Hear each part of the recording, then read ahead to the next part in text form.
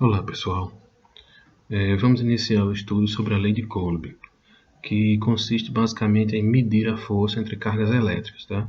Esse estudo vai ser dividido em duas partes, né? Nesse vídeo a gente tem a parte 1 e logo em breve publicarei a parte 2. Tá? Então, uma dica que eu vou dar a vocês é que otimize o seu momento de aprendizagem. De que forma? Assista a videoaula até o fim para você ter acesso a todo o conteúdo. Acesse a atividade na descrição do vídeo e responda as questões propostas. E caso surja alguma divergência, alguma dúvida, escreva nos comentários, logo em breve eu responderei, tá? Pessoal, então a gente vai começar falando da medida da carga elétrica, tá? Imagine aqui que a gente tem dois corpos, tá? Eles estão eletricamente neutros, né? Como vocês podem ver, ó, a quantidade de cargas positivas é igual à quantidade de cargas negativas, tá? Em ambos. Beleza. Então imagine, por exemplo, que esses corpos passaram por um processo de eletrização e que nesse processo de eletrização, por exemplo, esse primeiro corpo aqui eu tenha perdido 3 elétrons, vamos dizer assim, tá? Então me sobrou aqui, ó, 3 prótons. Esses 3 prótons aqui são os responsáveis pela eletrização do corpo, tá? Eles são os responsáveis pela a carga elétrica do corpo, tranquilo? Então dessa forma a gente pode dizer que esse corpo está eletrizado positivamente, beleza? E devido a algum processo de eletrização também, esse outro corpo aqui, ó, recebeu 3 elétrons, vamos supor assim. Então ele está com a carga negativa em excesso. Então a gente pode dizer agora que esse corpo está eletrizado negativamente, tranquilo? Beleza. Pessoal, então a carga elétrica elementar, que é a carga elétrica de um elétron ou de um próton, tá? Ela é simbolizada por essa letra E minúscula. Tranquilo? A unidade de medida da carga elétrica é o Coulomb, simbolizado por um C maiúsculo, tá? E a carga elétrica, obviamente, de um próton é igual à carga elétrica de um elétron, tá? E eles valem, ou seja, ela vale, essa carga vale 1,6 vezes 10 a menos 19 Coulomb. Tranquilo até aqui? Beleza. Então, o símbolo da carga elétrica elementar, um E. Unidade de medida é o Coulomb. Tá? E a carga elétrica de um próton é igual à carga elétrica de um elétron e vale, ou seja, essas cargas valem 1,6 vezes 10 a menos 19 coulombs. Se for um próton, ela vai ser positiva. Se for um elétron, ela vai ser negativa. Tranquilo? Beleza. Se você vai medir a carga elétrica total de um corpo, você utiliza, né, você pode medir através dessa expressão, onde que é a carga total, esse N é o número de elementos em excesso, né, o número de partículas em excesso no corpo, tá? E esse é justamente esse que é esse aqui, ó, que é o valor da carga elementar, tá? É uma constante e nunca muda, tranquilo? Beleza. Como eu falei, esse N aqui, ó, é a quantidade de partículas em excesso no corpo eletrizado. No caso aqui, ó, nesses dois corpos aqui, por exemplo, seria, né, esses 3 prótons aqui, nesse outro aqui, ó, seriam os 3 elétrons. É o que está em excesso, é o que é responsável por produzir a carga elétrica do corpo, tá? Beleza, então se a gente fosse calcular a carga elétrica de um desses dois corpos aqui, era só a gente substituir, ó. N seria 3. Nesse caso aqui, ó, 3 prótons em excesso, nesse caso aqui, 3 elétrons em excesso, tá? Então, multiplicaríamos pelo valor da carga elétrica elementar, 1,6 vezes 10 a menos 19. Resolvendo essa conta aí, a gente tem 4,8 vezes 10 a menos 19 coulombs. Então, esse aqui seria o valor da carga elétrica total desse corpo, né, ou desse corpo. Se a gente estiver falando desse primeiro corpo aqui, né, se N for prótons, então vai ser uma carga positiva, tá? Vai ser essa carga aqui positiva. Se a gente estiver falando desse outro corpo aqui, ó, né, então N vai ser elétrons e a carga vai ser negativa. Tranquilo até aqui? Beleza. Pessoal, qualquer dúvida aqui sobre potência de 10, tá? Cálculo com potência de 10, eu vou deixar um vídeo na descrição aí, vocês dão uma olhadinha, tá? Para tirar a dúvida. Pessoal, então, para o Coulomb fazer os estudos dele, tá? Sobre as cargas elétricas, ele utilizou um instrumento desse aqui, chamado de balança de torção, tá? Que consiste em um recipiente de vidro aqui, ó. Aqui também tem esse outro tubo de vidro, tá? Tem uma linha feita de material isolante que está aqui dentro, ó, tá? E aqui na ponta dessa linha aqui, eu tenho aqui, ó, cargas elétricas, corpos que ele podia eletrizar, né, com cargas elétricas conhecidas, tá? E esse material aqui podia girar aqui dentro, podia girar livremente, tá? Quando entrasse em interação com esse outro material aqui, ó, esse corpo que ele poderia também tirar, eletrizar com a carga conhecida, colocar aqui dentro. Quando entrasse em interação, ou seja, eles iriam se afastar, tá? Esse material ia se afastar desse daqui. E a partir daí ele conseguia fazer as observações dele e as conclusões dele, tá? Era algo que funcionava mais ou menos assim. Beleza? Então se afastava, aqui tem uma distância, e a partir daí ele fazia as observações dele, tá? Beleza. Então deixa eu frisar alguns pontos importantes aqui, ó. Tá? Eu falei anteriormente que a unidade da carga elétrica é o coulomb, tá? Mas o coulomb é uma unidade de carga elétrica muito grande, tá?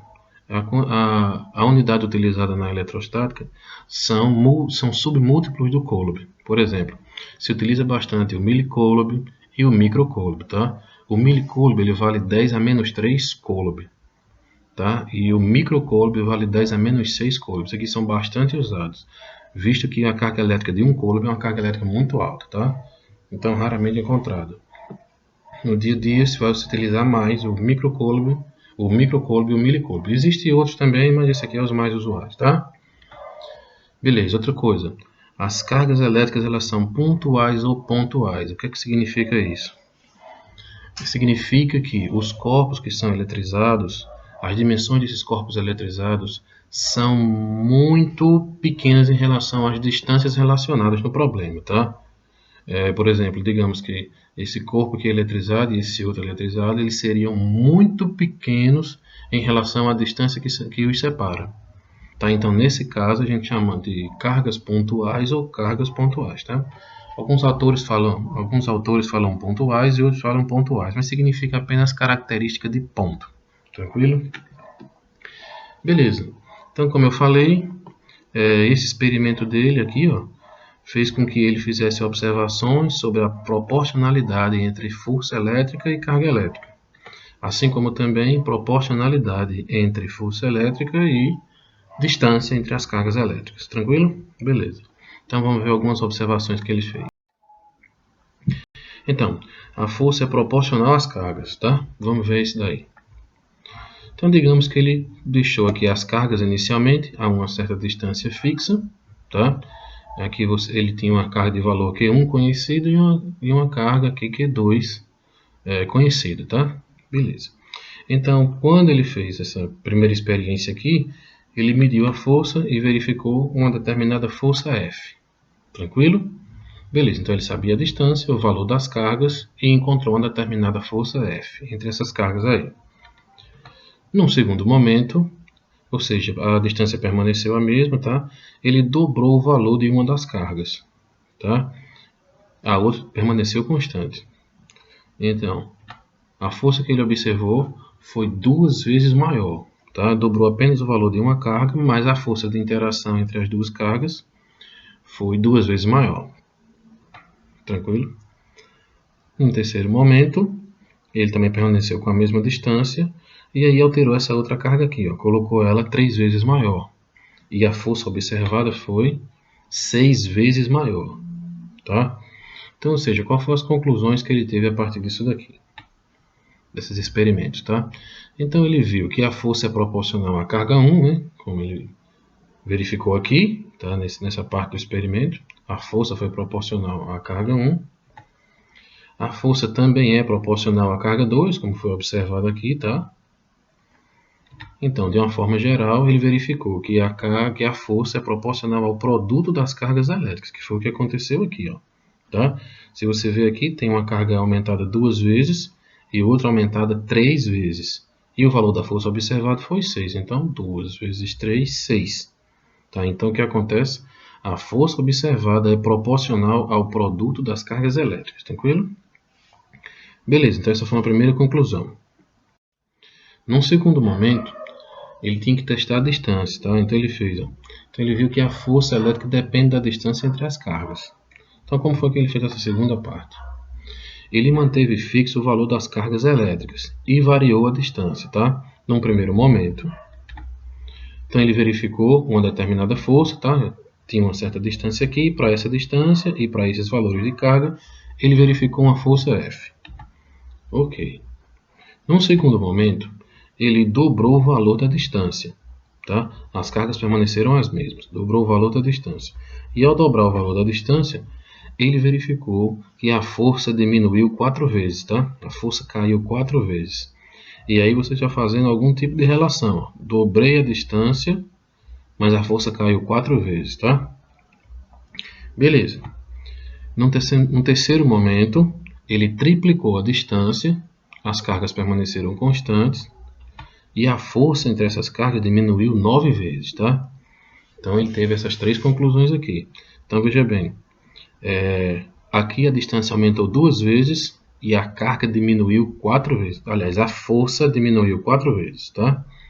Aqui ele aumentou a distância 3 vezes e a força diminuiu 9 vezes. Tá? Então veja que existe uma determinada relação aqui, ó. 2 e 4, 3 e 9, só que a distância está aumentando e a força está diminuindo. Tá? Então qual foi a conclusão que ele teve a partir daí? Ó? Então ele viu que a força ela é inversamente proporcional ao quadrado da distância. Ou seja, à medida que a distância aumenta, à medida que a distância fica maior, a força fica muito, muito menor. Tá? Ou seja, 9 aqui ó, é o quadrado de 3. Ó, tá? 4 aqui ó, é o quadrado de 2. Tá? Então, ou seja, a força é inversamente proporcional ao quadrado da distância. Tranquilo? À medida que a distância aumenta, a força cai muito, muito mesmo, tá?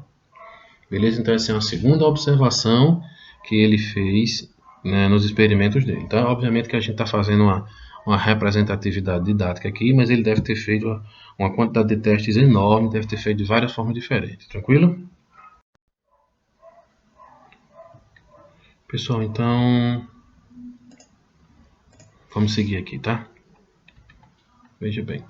Então, sendo F proporcional ao produto das cargas elétricas, tá?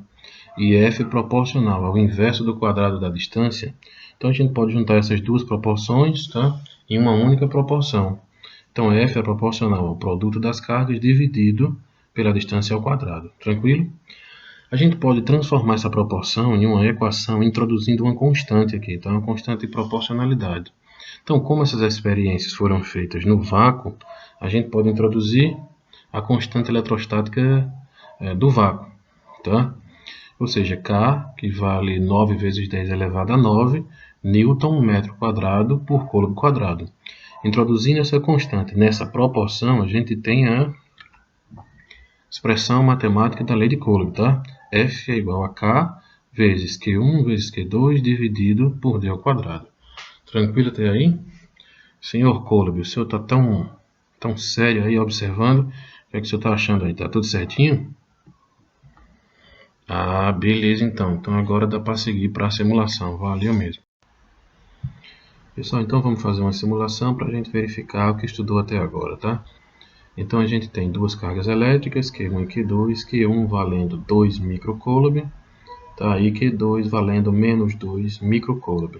Estão separadas a uma distância de 4 centímetros e nessas condições a força observada é de 2,25 vezes 10 a 1 newton. Tranquilo? Então vamos alterar o valor de uma dessas cargas aqui e vamos ver o comportamento da força. Essa de 2 aqui, Q1, vamos colocar ela em 4.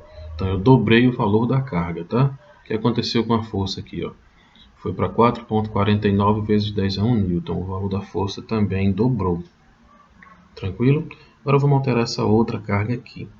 Ela está em menos 2, vamos colocar ela em menos 6 microcoulombs, tá? Então eu tripliquei o valor dessa carga.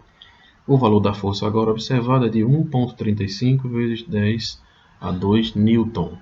Tá? Então, ou seja, eu tinha dobrado o valor dessa carga e agora eu tripliquei o valor dessa outra. A força aqui aumentou 6 vezes, tranquilo? Beleza? Então está de acordo com o que a gente vem observando aqui na aula. Beleza. Agora vamos fazer alterações em relação à distância, para a gente ver o que acontece com a força, tá? Então vamos colocar essa carga de volta aqui em 2, essa daqui em menos 2. Tá? E vamos fazer alterações aqui na distância. Vamos colocar aqui, ó, por exemplo, tá, a essa distância. 2 centímetros, tá? Então, nessas condições, a gente vê uma força de 8,99, ou seja, basicamente 9 vezes 10 elevado a 1 newton, tá? Então, vamos dobrar o valor da distância, tá? Agora para 4 centímetros. Nessa situação, o valor da força é 2,25 vezes 10 a 1. Então, ou seja, a força caiu aí, ó, 4 vezes, tá? Dá para observar, né? Caiu 4 vezes. E agora vamos mais uma vez alterar o valor dessa distância aqui, ó. Vamos deixar ela 3 vezes maior, tá? Aqui em 6, ó. O valor da força agora, ó, de 9,99 newtons, tá? Então o valor da força caiu 9 vezes, né? Caiu 9 vezes o valor dessa força, tá? E por fim, vamos alterar aqui, ó. Vamos deixar em 8 aqui, 8, beleza. Então o valor observado da força agora é de 5,62 newtons. Nesse caso, a distância ela foi aumentada 4 vezes. Tá? E o valor da força ela caiu aqui, ó, 16 vezes. Tranquilo? Beleza até aí? Pessoal, então pelo que a gente observa aqui, tá? Essa simulação aqui ela comprova bem o que a gente vinha estudando até agora, tá? Beleza. Pessoal, então o recado da aula de hoje é esse aí, tá? Na segunda parte a gente vai finalizar esse conteúdo, beleza? Então valeu, muito obrigado, até mais.